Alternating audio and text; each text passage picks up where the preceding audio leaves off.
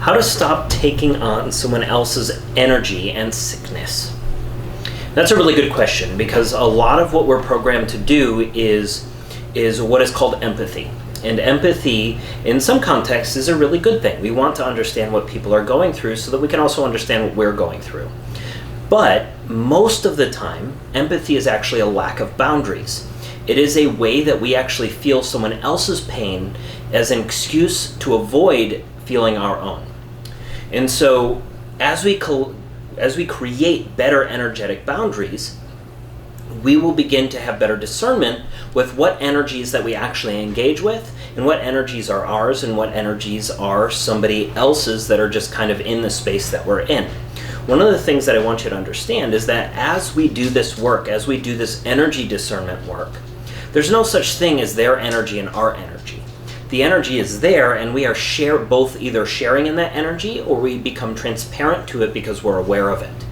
And so what happens is, when we're in a space where people are fearful, or people are working on their own programs and they're projecting them anywhere or everywhere, we, as someone who is trying to heal these energetic wounds, is first going to get bombarded by all of it. You're going to feel all of everybody else's fear. You're going to feel everybody else's emotions. You're going to be overwhelmed by these things.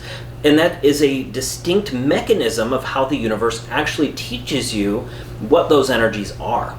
And so as we're getting bombarded with fear, as we're being bombarded with the frequencies coming from 5G, as we're getting bombarded by our emotional relatives who are living on the programs that are being dictated by the mainstream media, it's really important for us to start to discern where those energies are actually flowing through us and what they feel like. Because if we don't first feel what they feel like, we can't discern that versus some other energy.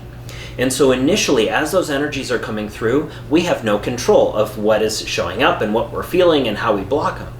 Because we're so trained to look at emotional energy as this energy is desirable and this energy is not desirable, and as soon as we call something undesirable, we're effectively creating an inhibition in the way that energy can flow through us. When that energy is not allowed to flow, it creates a stasis, and that stasis creates a disease state that starts from the subconscious symbol codes that determine how that energy actually flows through our genetic structure into our nervous system and then up through cognition so we can actually process that.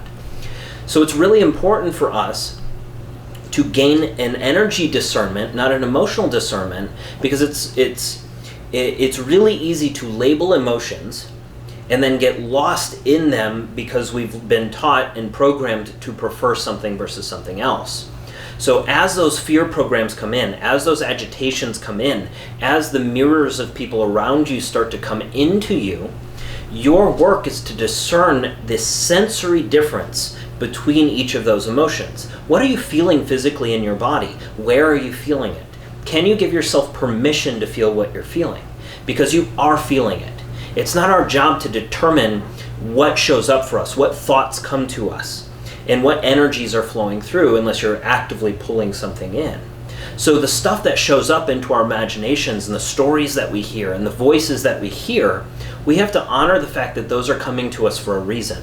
They're teaching us something. Even if they're not the truth we want to tell, they are true to an aspect of us. And if we can begin to rearrange how those truths are spoken through us, we can start to allow that to flow and become transparent to the energies that are actually interacting with us all the time. And as we become more transparent, we start to recognize, oh, this energy, I'm being water and these people are oil, and I can keep that separate. I can understand where the dividing line is between my energy that I want to output and someone else's energy. And I can then become transparent to how that energy flows through me. Okay, they're afraid, flows through. I don't need to interact and suppress or fight against the energies that are coming up. I can give permission to those energies to exist because they do exist.